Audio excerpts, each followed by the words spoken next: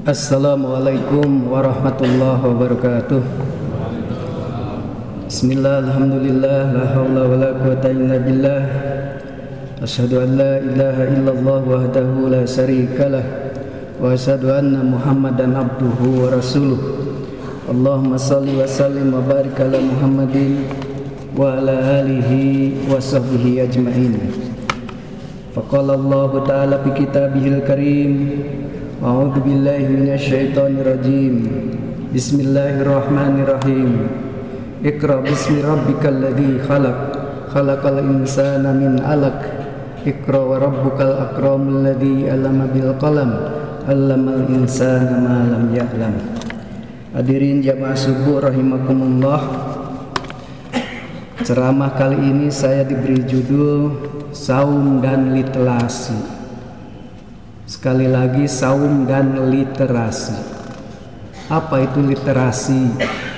Ternyata ada beberapa definisi dan beberapa perkembangan. Dulu yang namanya literasi itu kemampuan manusia untuk membaca dan menulis dan menghitung, calistung. Tetapi kemudian kesininya diberi arti bahwa literasi itu adalah kemampuan manusia untuk membaca, kemudian mengungkapkan dan mencari solusinya. Itulah yang disebut dengan literasi. Jadi literasi itu adalah kemampuan seseorang untuk membaca sesuatu, menyampaikan sesuatu, dan melaksanakannya. Itu adalah literasi. Oleh karena itu, kaitannya dengan Islam, kaitannya dengan ajaran Islam sangat erat sekali. Allah Subhanahu wa taala menurunkan Al-Qur'an, makanya bulan Ramadan juga disebut Syahrul Al-Qur'an. Bulan diturunkannya Al-Qur'an. Al-Qur'an diturunkan pertama kali yaitu dari Lauhil Mahfuz ke langit bumi, yaitu pada tanggal Lailatul Qadar, pada malam Lailatul Qadar. Sekaligus Al-Quran diturunkan, muncul Sundana sabegelenjerna, diturunkan Al-Quran seluruhnya, yaitu pada malam Lailatul Qadar. Nah, kemudian disampaikan kepada Nabi Muhammad SAW secara berangsur-angsur. Para mufassirin mengatakan bahwa turunnya Al-Quran secara berangsur-angsur yaitu pada tanggal 17 Ramadan. Kalau Lailatul Qadar kan tanggal-tanggal ganjil. Jadi malam Lailatul Qadar itu 21, 23, 25 dan seterusnya.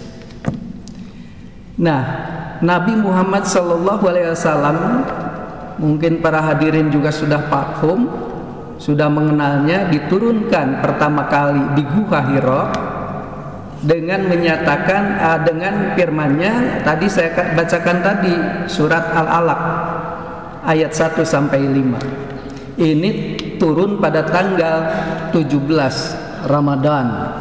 Apa isinya? Isinya tadi Iqra, baca. Nabi mungkin berpikir, dalam sejarah disebutkan ma'ana biqarib, saya tidak bisa membaca. Iqra, kata Jibril, ma'ana biqarib, saya tidak bisa membaca. Kemudian yang ketiga kalinya Iqra bismi rabbikal ladzi khalaq. Jadi perintah untuk membaca itu, sebelum ada istilah literasi, ajaran Islam sudah mengajarkan Iqra, baca. Apa yang dibaca? Karena Al-Qur'annya juga belum turun semua. Ternyata para ahli tafsir mengatakan bahwa membaca di situ adalah membaca lingkungan, membaca alam, membaca persoalan-persoalan hidup. Tetapi membaca itu harus dinilai, yaitu bismi rabbik, dengan atas nama Tuhanmu. Nah, oleh karena itu membaca sesuatu adalah harus karena Allah Subhanahu wa taala. Bismi rabbik. Baik itu sekarang kalau dikaitkan dengan penelitian, dikaitkan dengan penulisan, dikaitkan dengan observasi, itu semuanya harus bernilaikan bismi rabbik, atas nama Tuhan. Nah, ini kaitannya dengan literasi.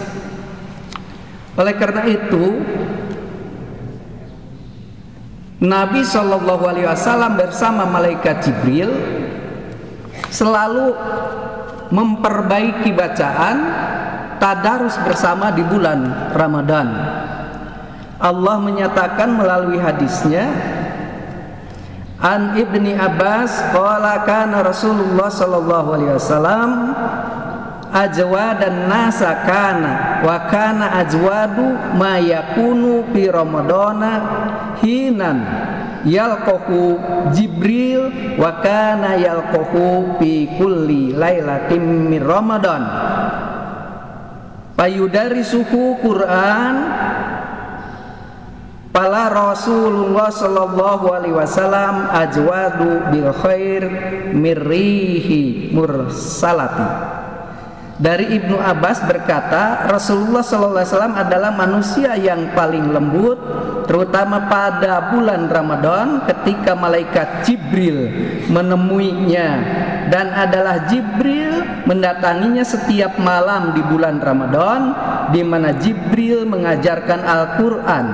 Sesungguhnya Rasulullah SAW orang yang paling lembut daripada perbuatan baiknya itu daripada angin yang menghembus. Hadis riwayat Imam Bukhari.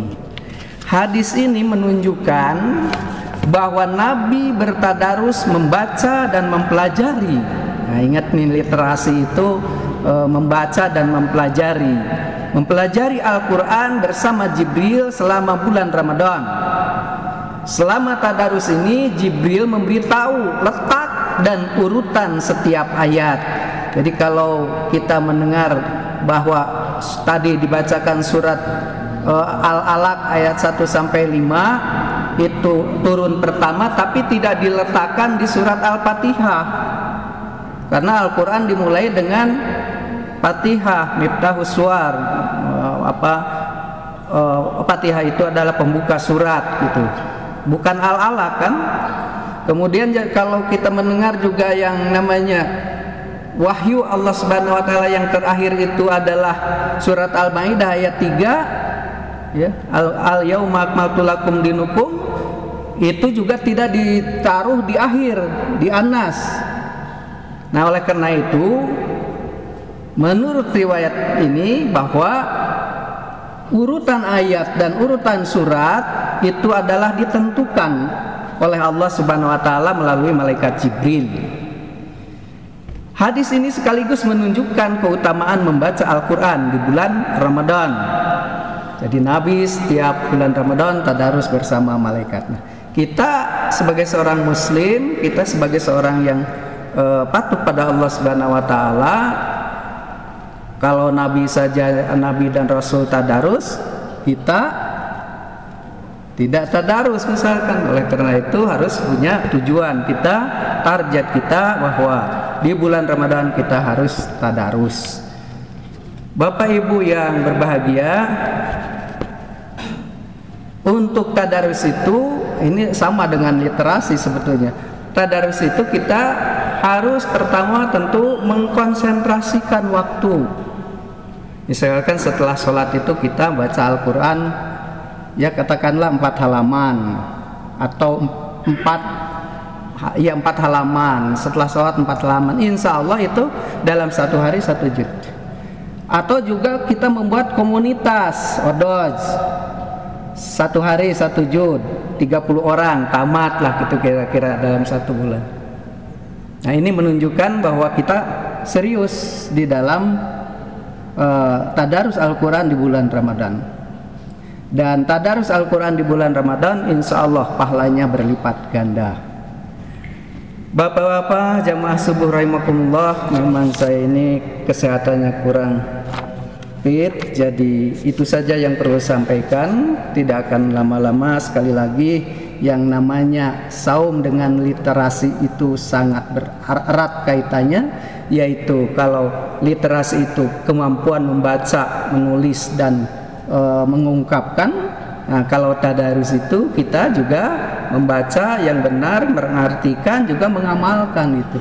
Itulah yang disebut dengan literasi di dalam ajaran Islam. Ini saja yang perlu sampaikan. Mohon maaf sekali lagi, ini kondisi saya kurang sehat. Billahi taufiq wal hidayah. Assalamualaikum warahmatullahi wabarakatuh.